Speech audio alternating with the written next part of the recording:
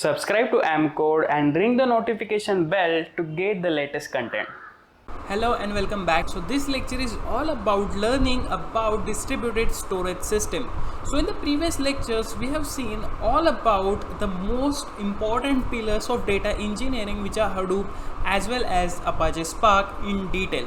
But now it's time to learn about the distributed storage system, which could be the storage solution for your big data solution.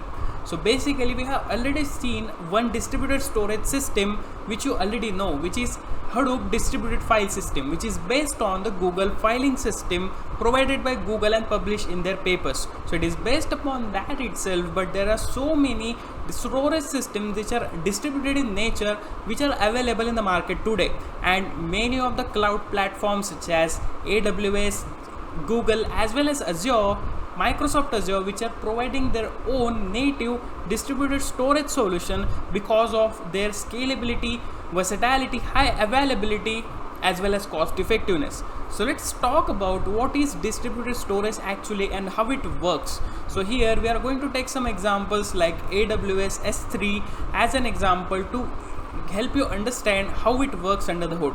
So without further ado, let's get into it. So basically let's first understand the term of distributed storage. So basically, as given here, a distributed storage is nothing but a infrastructure which will enable you to make smaller chunks of your bigger data. So let's say if you have a gigabytes of file, but when you're storing in a distributed storage layer, it will be splitted across multiple physical servers. So multiple physical server means this could be like a Linux machines which are nothing but commodity hardware. So using of commodity hardware really makes sense because they are readily available, easy to replace and very cheap. So basically these physical servers are nothing but connected to each other, and all the data gets splits up across the servers, and also it could be splitted up across more than a data center. So data center can contain multiple servers and the racks of servers, and it got splitted up and distributed according to the partition size as well as the size of the file that you're putting into. So basically this distributed storage can handle and store different types of data. That also let's talk about. So as given here, it can handle files. So these files are nothing but can be splitted up and distributed across the several machines. Also we have the block storage, which is also a type of the file storage itself, but it is higher in performance. And also we have the objects. So basically the data is wrapped into the objects and it can be identified by some ID, or we can say hash. So distributed file system can store these types of data very seamlessly. So it makes it way more versatile for your data solution. But you may ask, what is the necessity of using this distributed storage system? Why cannot we use our own conventional methods of storing the data? So the answer is this. So it has several advantages over the conventional storage solution. So basically the first one is the scalability. So let's assume that you have a single machine and you're storing data. So let's say if your laptop is a single machine and it can store a terabyte of data, for example, but if you want to store it beyond, then you have to add another machine, or you can say you have to add another hard drive. So it could be like a vertical scaling, but to scale it horizontally, in this case we are nothing but adding more storage space by adding more storage nodes to the cluster. So basically you don't have to upgrade your existing hardware, you just have to buy and keep adding the several commodity hardwares which can be easy to replace as well as very cost effective, and it would store the data very efficiently in a horizontal manner. So that's why the scalability means you have to scale your system horizontally instead of scaling it vertically. So the next one is the redundancy. So it is the very important factor here.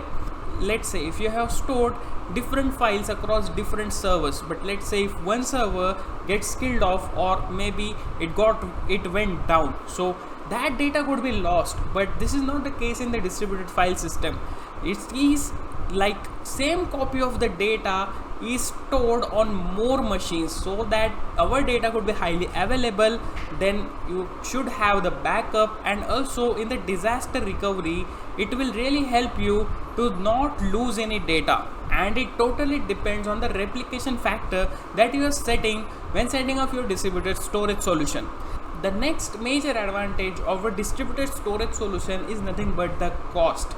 So basically it makes it possible for using a cheaper alternative to our conventional machines. So you can use commodity hardwares which are easily replaceable to store large amount of volume, because nowadays every company is generating terabytes of data every day. So it needs a good storage solution which can store the data. It could easily scalable, it should be redundant, but it could also be a cost effective solution and not incur huge cost on the organization. So that's why distributed storage systems is great choice for handling big data. And the last one is nothing but the performance. So not only it's cost effective, but it also has a good performance because it has the ability to store the data closer to its consumers. So basically consumers will be nothing but if you build an application which sources the data from your distributed storage layer. So if your data is stored closer to your application, or we can say the consumer, it will enable the massive parallel access to the larger files. So that's why if you keep the storage solution in a one data center or maybe a one rack, parallelly split it up across the cluster, then it is way more faster and efficient if we compare it to the data which is present far away, because it has to communicate with each machine and it will have the network overhead for reading the data. So that's why if your data is closer to each other, then it could be read and write very efficiently with a huge performance upgrade, with a good performance. So these are nothing but the several benefits of a distributed storage system. Now let's talk about some of the features and limitations of the distributed file storage. So basically the first feature is partitioning.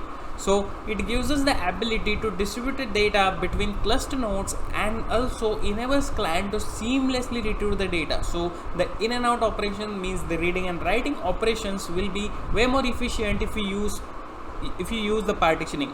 Then we have the replication. So this we already talked about, that it is that file the chunks of data is replicated across the cluster so that it will maintain the consistency of the data as the clients update it, because it will not result in any loss of the data in case of any disaster recovery. So the next one is the fault tolerance. So it is the ability to retain availability of the data even one or more nodes goes down. So basically it will recover from the data which is present, which is replicated across the cluster, and it is handled by the replication factor of the system.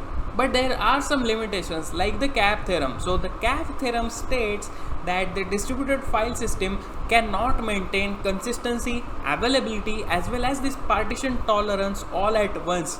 It has to give at least one of this feature to able to build a real world distributed file storage. So it totally depends on your use case, but you cannot have the best of the best which has all these three features like consistency, availability as well as partition tolerance. So you have to prioritize the feature and which one will be more suitable to you and which one may not be a good choice, or you can say you can adjust so that it could at least have two of these three features available. So that is like the only limitation of the distributed file system. So that's it for today. I'll see you in the next lecture.